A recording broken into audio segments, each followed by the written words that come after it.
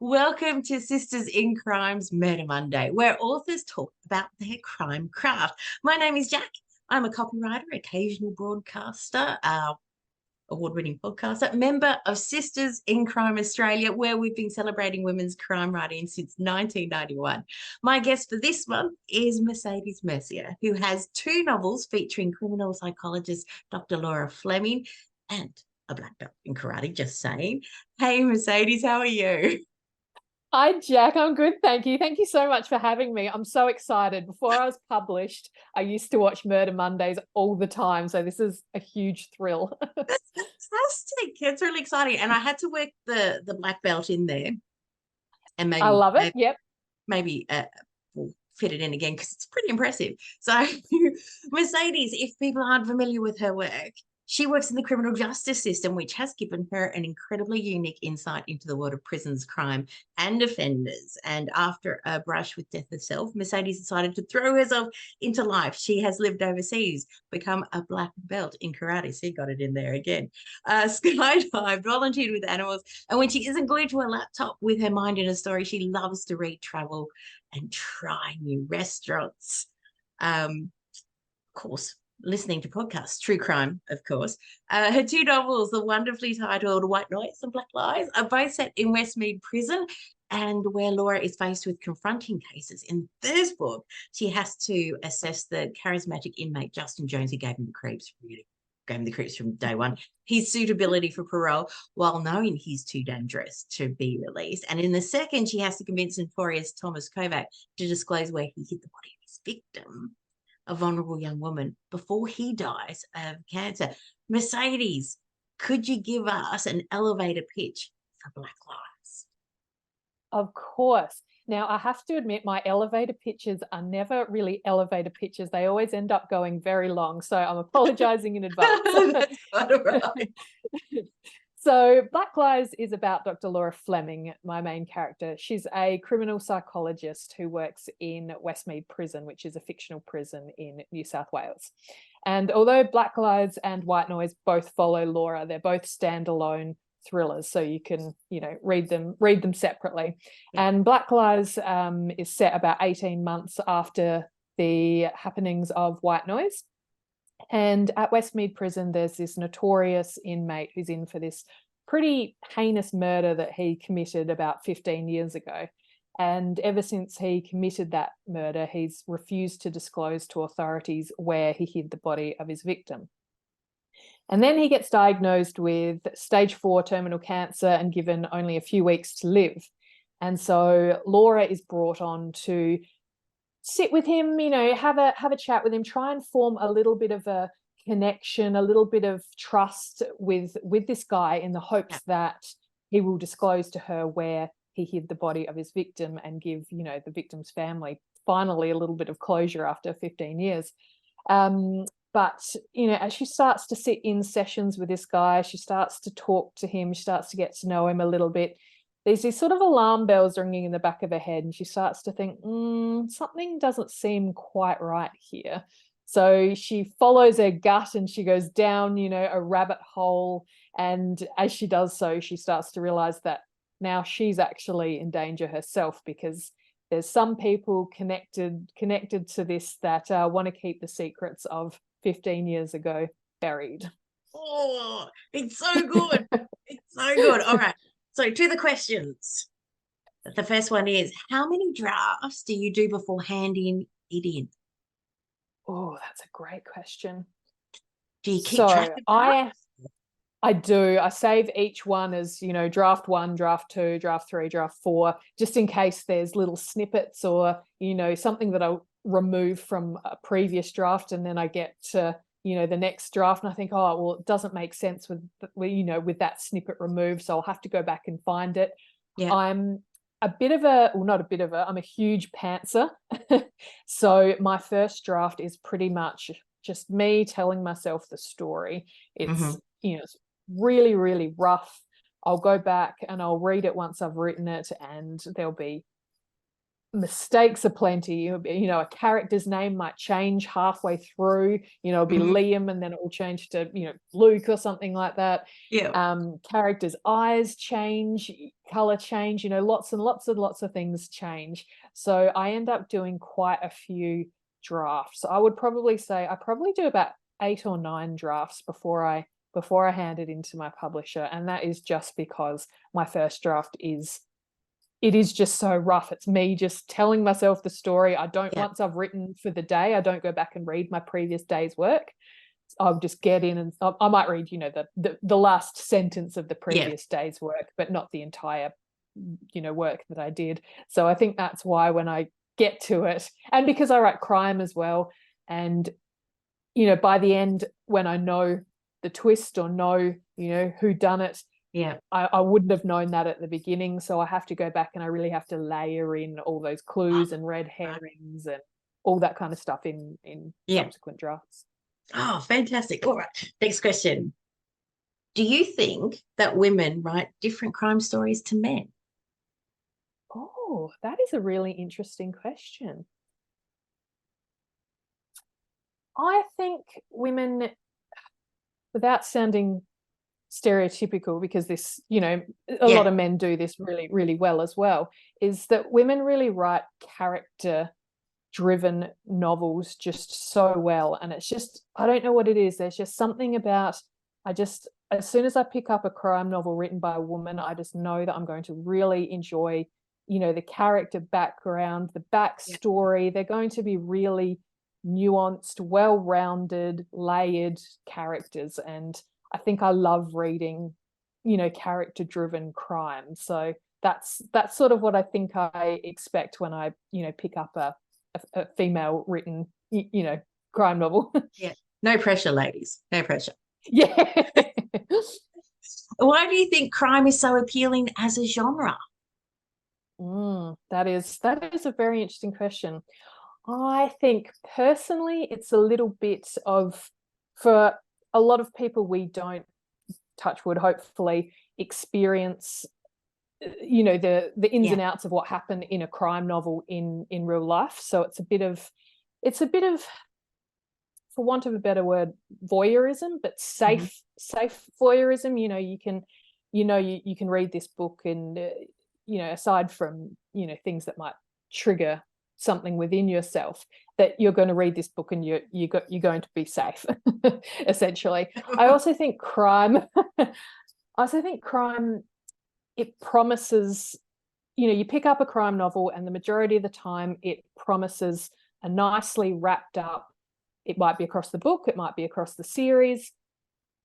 There is a baddie, he or she will often, you know, have justice served by the end of the book. There's a little bit of a, you know, a wrap up and a conclusion. You know, a crime novel promises there's going to be twists and turns, there's going to be red herrings, there's going to be clues, but by the end of the book, you're going to have all the answers and you're going to know who done it. And I think that's really satisfying to pick up in a crime novel.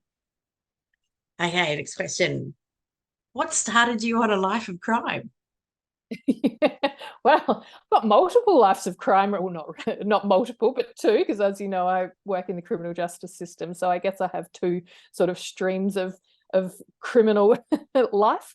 I think I've just always been really interested in the psychology behind offending. That's just always really, really interested me. And I think that's why I started in the criminal justice system in the first place, just because, you know, that psychology of it is just so fascinating to me and is so, you know, outside of anything, I guess, that thankfully I've experienced.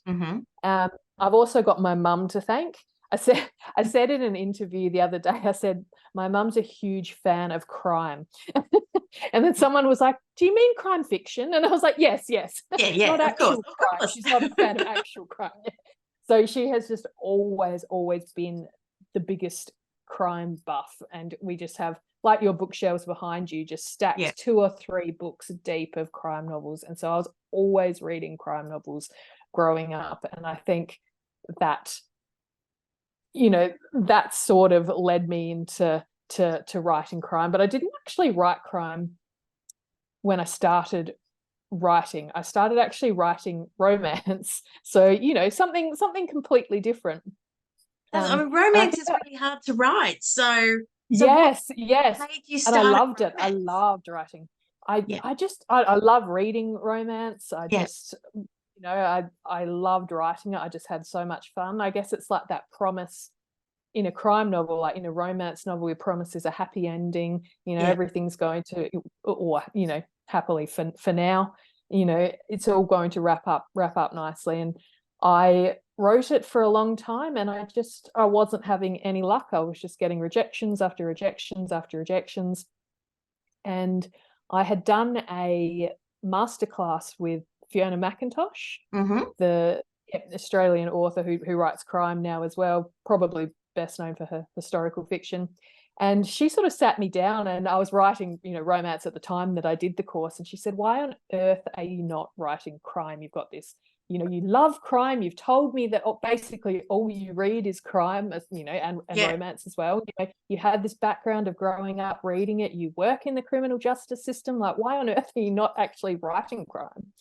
And I think, I don't know, I think it was for a number of reasons. I think because I'd read so much of it growing up and loved it so much that I felt a little bit intimidated by the genre.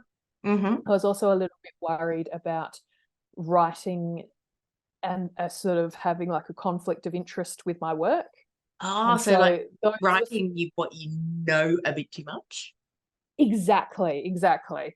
And so those were the sort of things that held me back for a long time. I think Yeah, that then I think it just sort of got to the point where I was like, no, I can't hold myself back from this anymore. This is, you know, this is what I want to be doing. And as yeah. soon as I started writing, I just was like, yes, this feels right. Ah, and you know what ties straight into the next question. Are you tempted to put too many facts in your fiction? Yes, I am. And it's an interesting balancing act, and one that I've had to have conversations with my publisher and my Mhm. editors about, because I've set both of, you know, my books in a prison, and because I have that sort of criminal justice background, there's things that I've included in there that I thought was, you know, really, really interesting, but they were just, you know, minute details that no one outside of, you know, the criminal justice system would understand. Yeah. And there's things that I was like, oh, I was going to put this in there, but you know, I wasn't sure whether people would be interested. And my publisher was like, yes, of course, they'd love to know, you know, what time inmates wake up, like what food do they have every day, you know, what does a normal day in prison look like? That's what, you know, people would actually love to hear that. So I'm like, oh, okay. So yeah, it is this sort of this balancing act, I guess. Yeah. And I do also have to be careful that I don't put anything specific in my books that I've, you know, experienced Oh, in my wow. job, essentially. So, Yeah. you know, Westmead is a fictional prison because, you know, I couldn't write a real prison. It's set in a No. different state to where I live, just to again sort of have that sort of distance from it a little bit. And I Hmm. just had to really make sure that there was, you know, no characters, no situations, no incidents that could, you know, someone could pick it up and be like, hey, hang on, I reckon that character is such and such, or that Oh, happened, you know, in yeah. 2016 at such and such prison. So I had to be really careful to make sure that everything was fictionalized, and you know, no character was based on, you know, anyone I know either working in a prison or, you know, Yeah. being incarcerated. Mm. Wow. Oh, who are your writing inspirations? Oh, yes, I love this. Oh, so many incredible Australian crime authors. We are just so lucky. I love Candice Fox is always my number one. I will always say Candice Fox. I just love everything she writes. I love her as a person. I just, you know, just love everything about her. I love Dervla McTiernan, Jane Harper, of course. You know, Yeah. Chris Hammer. We're just, you know, we are so lucky in Australia with all these incredible crime authors that we have. And you know, I'll always tell people at my, you know, if I'm doing an author talk, to read Australian crime, because we just punch so much above our weight with talent in this country. It's just crazy. It's so lovely to hear. Oh, it's a completely different question, completely different. How do you write about violence? Oh, how do I write about violence? It's a really good question. I don't think I sit down and think about how to approach a violent scene. I typically, in my books, I won't show a lot of violence throughout the entirety of the novel. It'll be suggested, it'll be sort of, a simmering tension that's slowly building and building and building throughout the novel. And then, typically there's a big explosive sort of event at the end, often, between Laura, my main character, and someone else. And I love writing those, because I just love writing, this woman, this kick-ass woman who's just, an ordinary woman. She's not, trained in martial arts. This isn't her job. She's not, she's not a police officer. She hasn't been given any, combat training or anything like that. And she just goes in there sort of teeth bared and, does what she sort of has to do to, save the situation, I guess. And I think that's something I'm really, cautious of in my books. Is sounds a bit cliched, but I never want someone to come and rescue my main character of Laura. It's always her that gets her out of the sticky situation, or that's coming in to help someone else in a sticky situation. We've got time for 2 questions. This is almost the last one. Do you have a favorite food when you write? Oh, this is going to sound hugely, hugely boring. I don't normally eat when I write.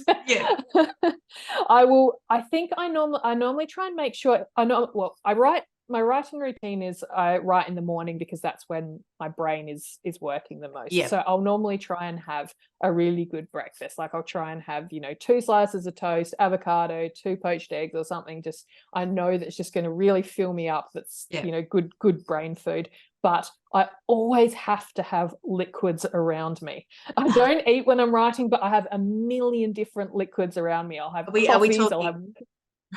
I'm glad you qualified, because I'm just like, are we talking tea? Are we talking whiskey? Are we talking gin? No, unfortunately, I write in the morning. I think if I was an evening or a night writer, then maybe I could, be sipping on a glass of wine or something. But I get up pretty early, so unfortunately, it's either coffee, a herbal tea, or something boring if I'm up super, super, super early, or just water. But basically, I live on caffeine. I was about to say, I moved my water away from the computer, because there were a lot of computer problems before we started, and I'm also chaos, and I could just see a tip happening. And are you ever worried about? I have to always have a drink bottle, and I'll have a sip and I'll put the lid back on, because that did actually happen to me once. We were talking about being chaotic before. That's exactly what happened. I didn't put the lid back on. I just sort of sat it back on instead of screwing it up. And then I stood up and knocked it and just went all over my keyboard. Thankfully, it was fine. Right. I don't know how that happened, but thankfully it was fine. I didn't lose anything. My computer wasn't wrecked. So, but I learnt my lesson. I've never done it since. No, I understand, and I think after today I'll be doing something very similar. Final question. It's like, I know the time's flown. That's just absolutely fine. How would you get away with murder? Oh, this is a great question. Whew, how would I get away with murder? The funny thing is, I'll listen to true crime podcasts and I'll be like, oh, he took his phone with him. They'll be able to triangulate that. He drove past the crime scene the next day. Of course, they're going to think that that's suspicious. A million and one things around, like, oh, it's, these are all the things that have got you caught. But I don't actually know how to get away with murder. I've heard that, you know, pushing someone down the stairs or, you know, off a cliff or something is, you know, the one of the best ways of not getting caught. Not that I'd want to, you know, advocate that. Or I've done, you know, I've done a lot of research into, for my book, of course, into the way bodies decompose in water over time, and, you know, all the DNA evidence and that sort of, you know, comes off, you know, in time, I guess. Like it's one of those really unusual things to spend a lot of time researching. I was researching and I had it up on my screen, and my partner came in and interrupted me one day, and he saw what was on my screen, and he's like, I'm just going to leave you alone now. And I was like, yes. Research. It's fine. It's for the book. It's research. Don't worry. It's just research. So you don't think you'd be able to get away with murder? I don't think I would be able to, truly, you know, with CCTV cameras and, you know, all the DNA and everything that they've got nowadays. I'm surprised that anyone can, to be honest. Mercedes, it has been so lovely having a chat with you today, especially as people won't know, but it was a very chaotic beginning to the chat, and your patience has been very much appreciated. Of course. Black Lies, White Noise are available at your favorite bookstore, your library, your department store. They're everywhere, and I highly recommend them. They're great. Well, I was going to say great fun to read, but you can't say great fun with crime, can you? There's an edge of your seat type of things. I will never live in Bondi. And reading about the summers in Sydney, I don't miss them at all. Thank you so much for having me. I've had the best time. Murder Monday interviews are available on Sisters in Crime Australia's YouTube channel at 6 p.m. once a month on a Monday. Mercedes Mercier, thank you so much. Thank you so much for having me.